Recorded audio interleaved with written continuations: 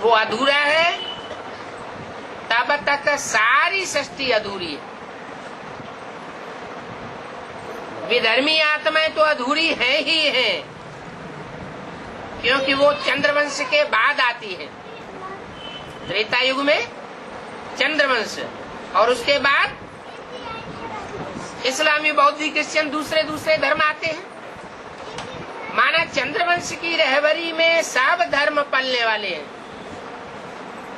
Basic knowledge में भी चंद्रवंश की रहबरी में पलते रहे, अभी भी पल रहे हैं, और एडवांस में भी अम्मा अम्मा करने वाले छोटे बुद्धि के बच्चे ढेर हैं, जो अम्मा के बगैर जो स्वर्णिम संगम युगी दुनिया है उसको नरक समझते हैं। अपनी बुद्धि को सेट नहीं कर पाते ज्ञान में।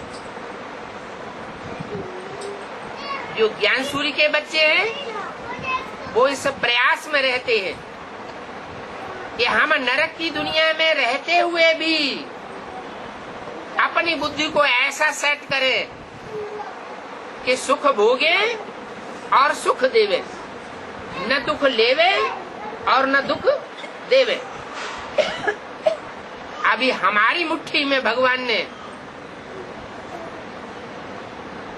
स्वर्ग और नरक बनाने और बिगाड़ने की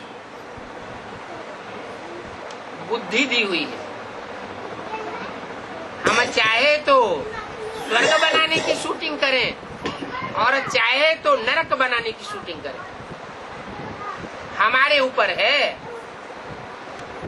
भगवान का कोई दोष नहीं है। लेकिन जो विधर्मी आत्माएं हैं वो भगवान को भी दोष देती है। क्या भगवान आया हुआ है, नरक बना के रखती है। बेसिक नॉलेज में भी नरक बना हुआ है, तो एडवांस नॉलेज में भी नरक बना हुआ है। कहीं स्वर्ग नहीं दिखाई पड़ता। अरे सेट अपने को करना है या दूसरों को देखना है? गति सदगति पहले अपनी बुद्धि से शुरू होगी या दूर से दूसरों से शुरू होगी? स्व का परिवर्तन सारे विश्व का परिवर्तन। स्व का परिवर्तन नहीं किया, दूसरों को देखने में लगे हुए हैं, तो जो अपने कुल के हैं वो भी नहीं दिखाई पड़ेंगे। जो भी विधर्मी आत्माएं हैं, चाहे वो दुनियावी रीत से विधर्मी हो, इब्राहिम, बुद्ध, क्राइस्ट, उनके फॉलोअर्स हो, और चाहे उनके आधार मूर्त जड़ों वाली आत्माएं ब्राह्मणों की दुनिया की हो, और चाहे उनके बीज रूप एडवांस पार्टी की आत्माएं हो, वो सब बाप की ग्लानि करने वाली है। क्यों? क्योंकि बाप भी है, वो सुप्रीम टीचर भी है और सुप्रीम धर्मराज भी है। दूध का दूध और पानी का पानी करने वाला है। माँ ममतामयी होती है, मोहमयी होती है। माँ अपने गोद में पलने वाले बच्चों के साथ न्याय नहीं कर सकती।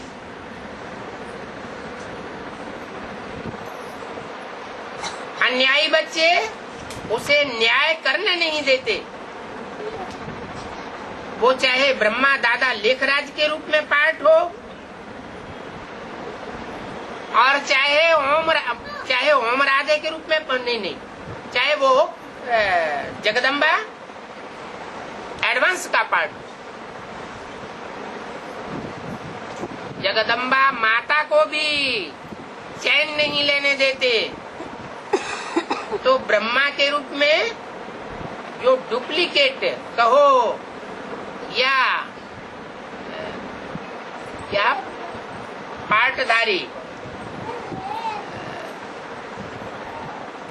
टाइटलधारी ब्रह्मा कहो, वो टाइटलधारी ब्रह्मा को भी चैन नहीं लेने देते। टाइटलधारी ब्रह्मा को भी हार्ट फेल कर देते हैं।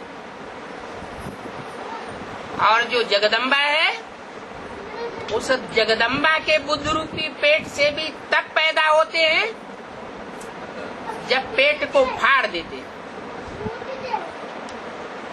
जैसे बिच्छू से जन्म होता है, तो जो बिच्छू जैसे टिंडन जैसे बच्चे होते हैं, ये भी रुद्रमाला के बच्चे हैं। 84 विधर्मी आत्माएं, एक एक धर्म की 12 7 विधर्मी नारायण कहो या 7 12 के ग्रुप्स के हेड्स कहो, वो सब मिलकर के जो 84 घंटों वाली देवी है, उस देवी के मंदिर में अपने को प्रत्यक्ष तो करते हैं, लेकिन माँ का पेट फाड़ करके पैदा होते हैं। तो कितनी तकलीफ होती होगी।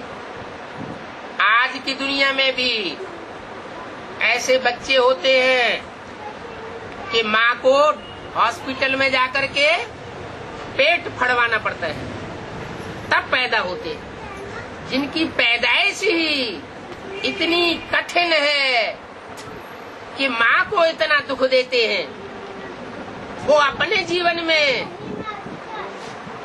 सारी दुनिया को कहां तक सुख देंगे, इसकी कोई गारंटी नहीं। ये 84 बीज एडवांस पार्टी की रुद्रमाला के अंदर भरे पड़े। 84 के बाद जो और 24 है, उनमें 12 सूर्यवंशी हैं और 12 चंद्रवंशी। जो 12 चंद्रवंशी हैं, वो भी ज्ञान चंद्रमा को पूरा फॉलो करने वाले हैं। 11 जैसे कि ब्रह्मा की श्रेष्ठ भुजाएं कही जा सकती है। ब्रह्मा को फॉलो करने वाले होंगे तो ब्रह्मा जैसे ही हुए। बाप को फॉलो करने वाले होंगे तो बाप समान होंगे। कहीं मुरली में ये बोला है कि मां समान बनना है? नहीं, माँ बाप को फॉलो करना है ये तो बोला है, लेकिन ये नहीं कहा है कि माँ समान बनना है। क्या बोला? बाप समान बनना है। लक्ष्य है बाप समान बनने का। क्यों बाप समान बनने का लक्ष्य? क्यों? नर से नारायण बनने का लक्ष्य है, नारी से लक्ष्मी बनने का लक्ष्य है। तो नारी से लक्ष्मी बनेंगे तो बाप समान बनेंगे, या नारी से नारायण बनेंगे तो बाप समान बनेंगे? हैं? कब बनेंगे? हैं? नर से नारायण बनेंगे वो तो ठीक है, बाप समान हो गए। लेकिन नारी से लक्ष्मी समान बनेंगे तो बाप समान बनेंगे, या नारी से नारायण समान बनेंगे तो बाप समान बनेंगे? हाँ, रुद्रमाला के मणके अपनों को समझेंगे तो सब पुरुष है। कोई भी ऐसा नहीं है जो जन्म जन्मांतर के राजा बनने का स्वभाव संस्कार वाला न हो।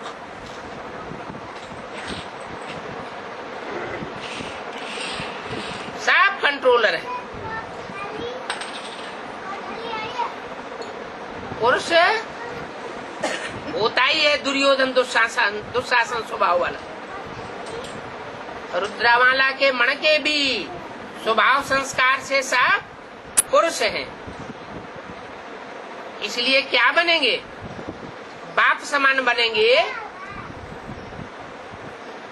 या लक्ष्मी समान बनेंगे? बाप समान बने। बाप का काम है असुरों का नाश करना, आसुरियत का नाश करना, और धर्म पिताओं का ये काम नहीं है। वो सिर्फ आकर के अपने धर्म की स्थापना करते हैं। आसुरी धर्मों का, तामसी धर्मों का विनाश, तामसी परंपराओं का विनाश नहीं करते। यहाँ तो बाप स्थापना भी करते हैं और विनाश भी करते हैं। नई राजधानी की स्थापना के साथ साथ पुराने जितने भी राज्य हैं, जो भी राजधानियां हैं, उन सब का विनाश कराए देते हैं। राज सत्ताओं का विनाश कराए देते हैं, धर्म सत्ताओं का विनाश कराए देते हैं।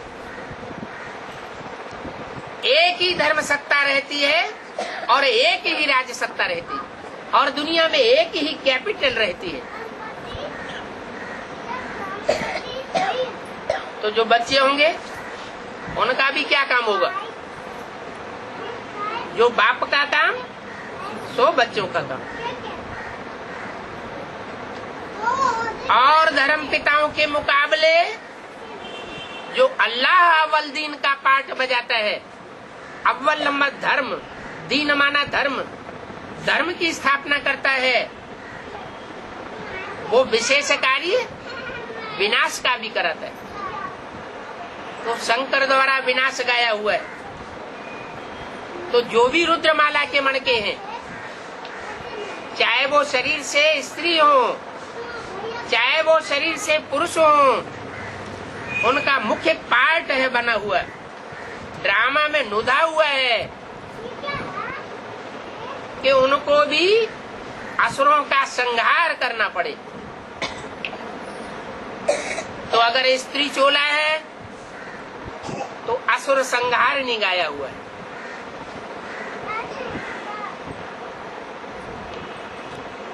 देवताओं को असुर संहारी नहीं कहा जाता। किसको कहा जाता है?